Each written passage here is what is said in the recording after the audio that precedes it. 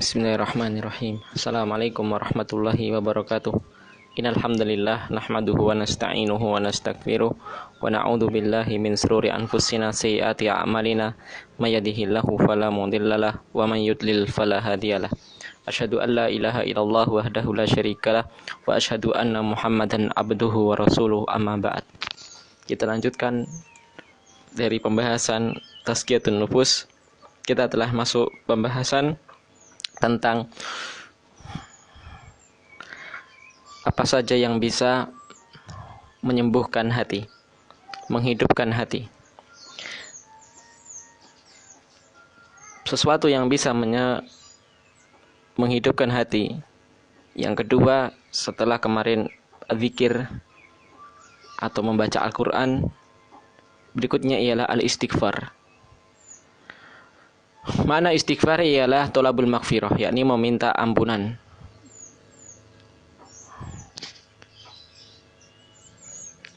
Dan meminta ampunan maknanya ialah penjagaan dari keburukan dosa. Bersamaan dengan itu meminta agar ditutupi aib-aibnya.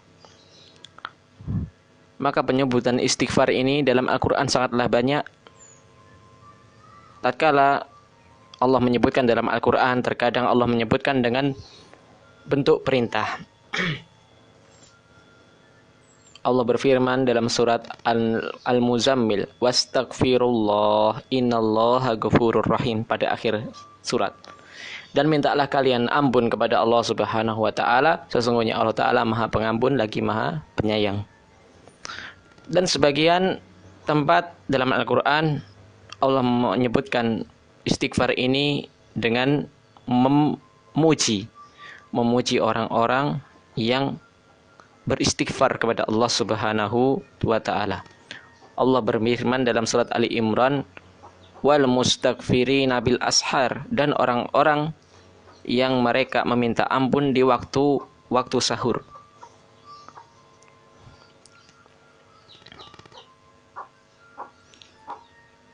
Dan dalam surat An-Nisa terkadang Allah menyebutkan tentang istighfar ini, yakni Allah memberikan janji akan mengampuni orang-orang yang beristighfar kepada Allah Subhanahu wa taala. Dalam surat An-Nisa Allah berfirman, wa may ya'mal su'an aw yatlim nafsahu summa yastaghfirillaha yajidillaha ghafurar rahima. Barang siapa yang beramal dengan amalan kejelekan, atau ia berbuat mendolimi dirinya sendiri, kemudian ia meminta ampun kepada Allah Ta'ala, beristighfar kepada Allah, maka dia akan dapati bahwasanya Allah Ghafuran, Maha Pengampun lagi Maha Penyayang. Dan sangatlah banyak penyebutan istighfar dalam Al-Quranul Karim dibarengi dengan lafaz taubah. Dikarenakan memang istighfar itu merupakan permintaan ampun kepada Allah dengan diwujudkan berupa amalan lisan. Adapun taubat itu merupakan amalan hati dan amalan anggota badan.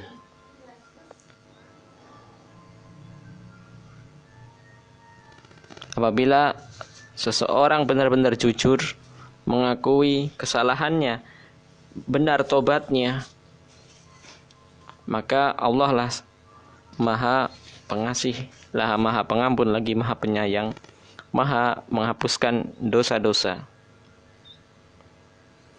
Terlebih lagi bila seseorang beristighfar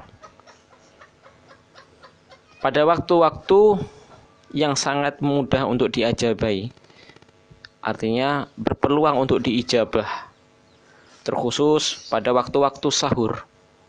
Karena Allah tadi menyebutkan wal mustaghfirina bil ashar, dan orang-orang yang mereka meminta ampun beristighfar di waktu sahur. Ini waktu mustajabah untuk seseorang meminta ampun, yakni di waktu-waktu sahur. Di waktu yang kedua yang juga dimustajabah, yang sangat berpeluang untuk diijabah, ialah adbarus sholawat, yakni di akhir sholat. yakni ba'da salat fardu, mengucapkan zikir astagfirullah ataupun doa-doa yang semisal.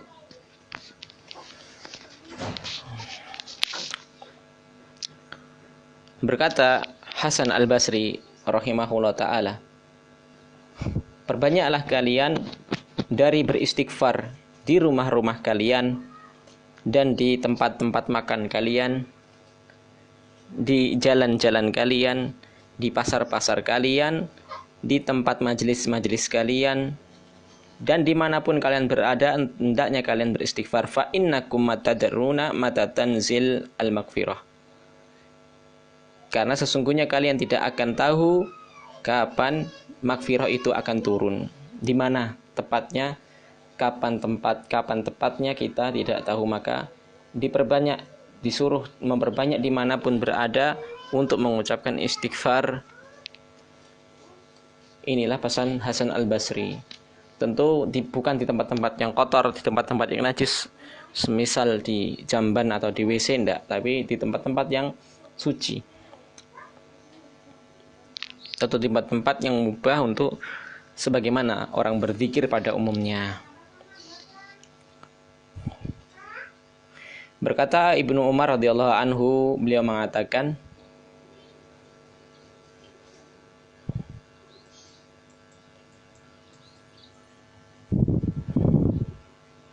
sesungguhnya kami pernah menghitung Rasulullah SAW dalam majelisnya. Dalam satu majelis beliau mengucapkan 100 kali ucapan istighfar. Ini ucapan Ibnu Umar. Beliau menyaksikan, para sahabat menyaksikan bahwasanya Rasulullah beristighfar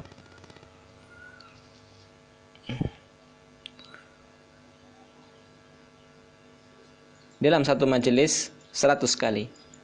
Rabbik firli wa tub alayya innaka antal tawwabur ghafur. Dalam hadis riwayat Imam Ahmad. Juga diriwayatkan oleh Abu Hurairah radhiyallahu anhu dari Nabi Muhammad SAW, beliau pernah mengatakan, demi Allah sesungguhnya aku beristighfar kepada Allah dan bertobat kepadanya dalam sehari lebih dari 70 kali.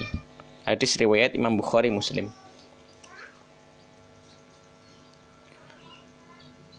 Juga dari Abu Hurairah, dari riwayat Imam Muslim, Nabi Muhammad mengatakan, sesungguhnya aku benar-benar beristighfar kepada Allah dalam sehari 100 kali.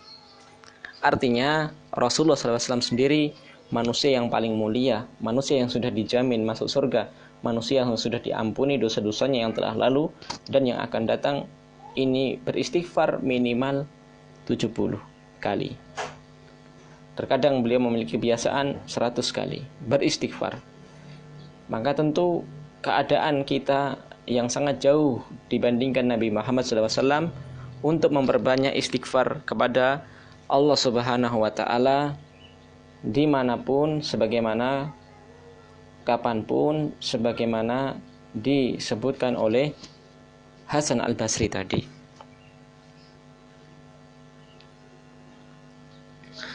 Dalam hadis qudsi, Nabi Muhammad SAW juga pernah menyampaikan satu hadis qudsi. Allah berfirman, wahai anak cucu Adam,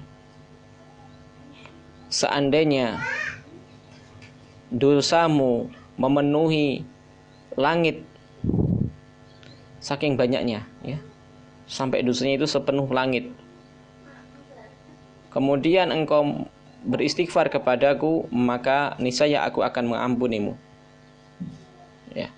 Wahai anak cucu Adam, seandainya engkau mendatangi diriku, yakni mendatangi Allah dengan dosa sepenuh langit, sepenuh bumi, ya, sepenuh bumi, berupa dosa, kemudian kalian menemuiku, berjumpa denganku, yakni mati dalam keadaan la tusyriku bihi syai'a, la tusyriku bi, tidak mensekutukan diriku dengan sesuatu apapun, la ataituka bi qurabiha maghfirah, maka aku akan datang kepada kalian dengan membawa sepenuh bumi ampunan. Inilah keutamaan istighfar dibarengi tidak melakukan dosa kesyirikan. Karena kita maklumi bahwasanya dosa kesyirikan dosa yang satu-satunya dosa yang tidak terampuni apabila dia belum bertobat selama hidupnya. Innallaha la yaghfiru an yushraka bih wa yaghfiru ma duna dzalika liman yasha. Maka pada penutup pembahasan kita kali ini, bahwasanya hati itu bisa tersakiti, bisa terkena penyakit, bisa termudaratkan dengan dosa-dosa. Maka obatnya ialah istighfar. Karena dosa itu wajib diistighfari, wajib untuk taubat. Maka obat dari penyakit dosa-dosa ialah al-istighfar. Berkata Qatadah, sesungguhnya Quran ini menunjukkan kalian dari penyakit sekaligus obat. Adapun penyakitnya asalnya dari dosa. Adapun obatnya ialah istighfar. Ini perkataan Qatadah. Berkata Ali bin Abi Thalib radhiyallahu anhu, Allah tidak akan mengilhamkan seseorang berupa istighfar apabila Allah menghendaki untuk mengazabnya kelak. Artinya seseorang yang Allah kehendaki kelak akan diazab, maka Allah akan jauhkan dia dari istighfar. Maka amalan istighfar ini merupakan amalan yang Allah ilhamkan kepada hambanya yang ia ridhoi, yang kelak Allah akan mengampuni kita, insya Allah ta'ala. Maka mari perbanyak istighfar dari bentuk mengobati hati kita. Semoga Allah memberikan kepada kita ampunan dari dosa-dosa kita. Wa sallallahu ala nabiyyina Muhammadin wa ala alihi wa sahbihi wa sallam. Subhanakallahumma wa bihamdika asyhadu an la ilaha illa anta astaghfiruka wa atubu ilaik. Assalamualaikum warahmatullahi wabarakatuh.